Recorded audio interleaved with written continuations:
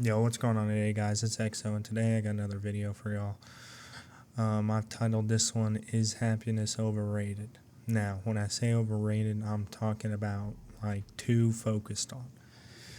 And yeah, I've been thinking about this a lot lately, the purpose of suffering and, a lot of type of philosophical, deep things, even though I'm kind of dumb. But yeah, I'm trying to understand this stuff, and I just wanted to pop in here and give you my opinion. So let's get right into it. Happiness versus duty. Now, I think that duty has to overtake happiness for sure. I mean, us as Christians, if we want to look at duty and happiness through the lens of Christ, I don't think Christ was happy when he was hanging from that cross at all. I mean, I know he wasn't. Everyone knows he wasn't. Who's happy at that? There's no happiness in that. Washing disciples' feet, helping people, and living in one of the worst places you could probably live in all of history and time, you know, ancient Jerusalem, like no sort of technological comfort. You ain't coming home and hopping on Battlefield 6 with the homies. It's work, and work is life. And that's why religion was big, because religion helped people. And it still does. And it's also about truth, because Christianity is true, and I don't care what anybody says. So yeah, happiness versus duty. Duty overtakes happiness 9 times out of 10. That doesn't mean that you have to be miserable. You can be happy about your duty. The duty will bring you happiness. You don't have to rely on all these sort of comforts and fleeting things. Make duty your happiness. Make the work your happiness. I think this ties into Christian theology, with servitude. Serve others, and that is happiness. That is true virtue. When we say virtue, we mean living a life of type of Christian principles, and one of those is servitude. And if you're a servant, you're already virtuous. And you will be happy if you're virtuous, because you have fruits of the Spirit, and God blesses those. So just wanted to talk about that. Lately I've been struggling a bit, in my own life, doing a lot more type of things, growing and maturing every day as a young, man, teenager, whatever, kid, And I've been really thinking about like how time really just feels so slow. Like a big thing with duty is consistency.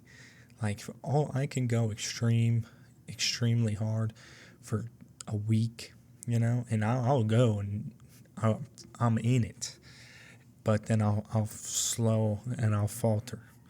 But that's not what we're meant to do. We need a consistent effort, as small as they may be. But it sucks because in the comfort, you won't even remember the comfort. Time just moves that fast, but you remember the pain. You remember the slow work.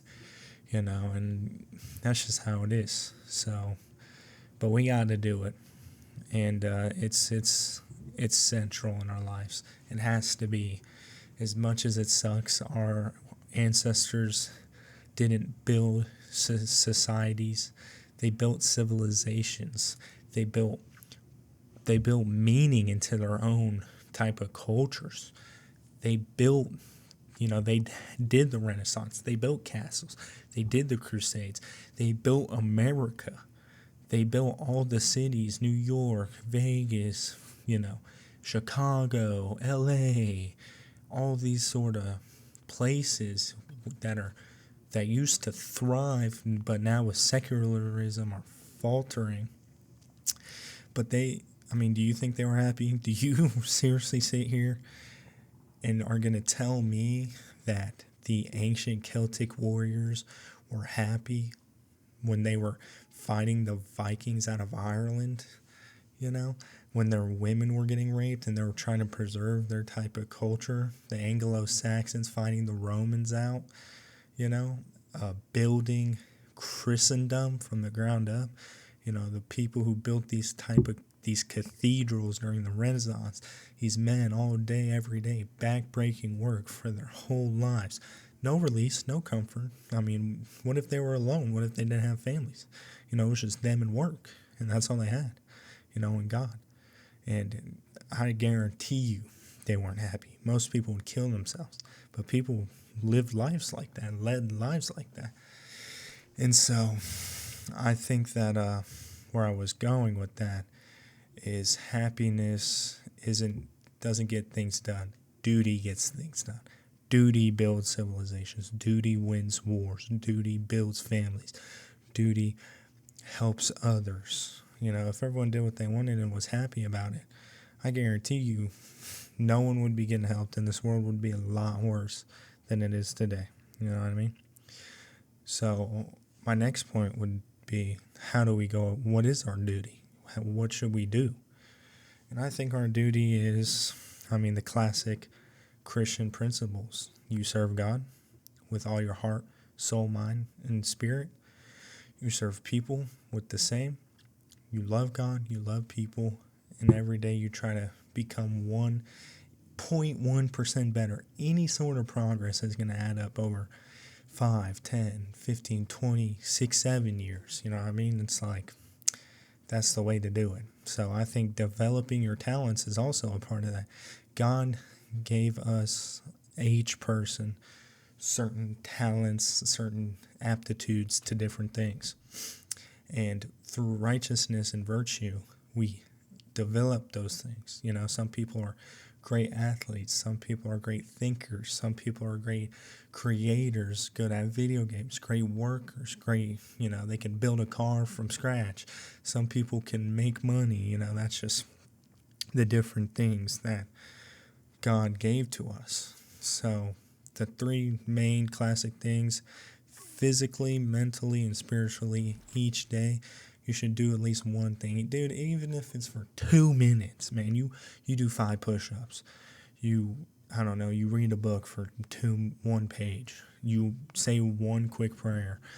That is going to add up, and it will eventually stick. That's what I did. It's been a long journey for me. I've been talking about type of self-improvement in Christianity since 2022, since I was 13, and it still hasn't even clicked. I'm still working every day trying to get better.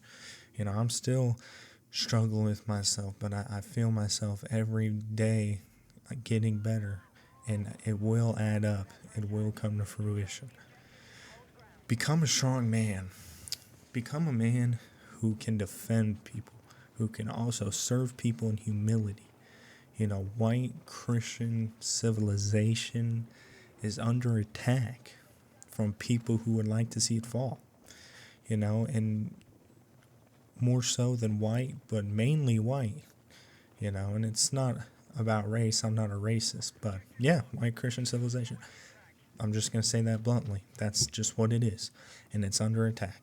So if you want to contribute to that, if you want to contribute to the type of fight against the destruction of white Christian civilization, then the best thing you can do, unless you're a really smart person who's going to college, is just become a strong, virtuous man who's worthy of admiration and can help those around him.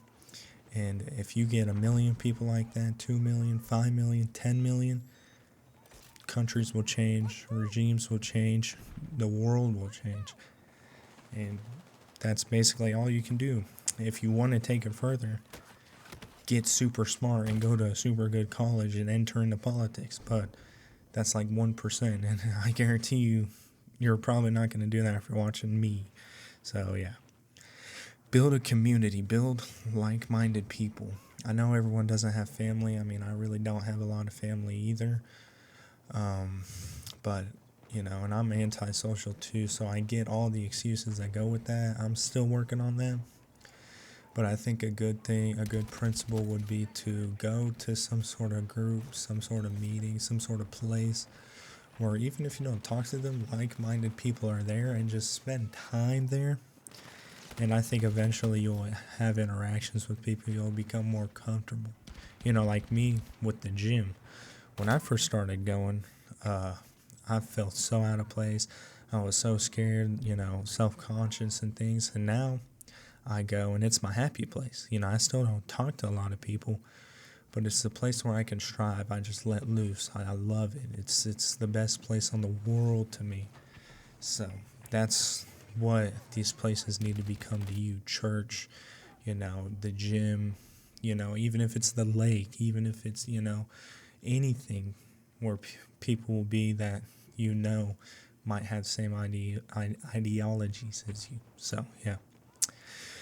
Work out, read, think, talk, help people, honor your father and mother if you're my age. If you're not, work harder, more virtuously, go get to work on time, get to school on time. These are all, I'm just regurgitating shit you've probably already heard.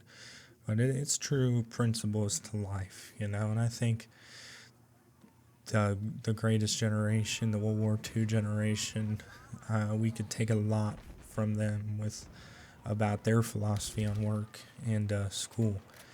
Way different than it is nowadays. It was more big. It was more duty, duty, duty, duty. And yeah, it was a hard life. But look where we are now. Look at the technological advancements, the furthering of white Christian civilizations, And now we're here, and it's been ruined by liberalism. It's been ruined by relativism, by atheism, by all these type of things, Zionism. But we need to take it back. And it's not going to be easy. And taking it back, you're going to live a hard life. If this is what you want to do it.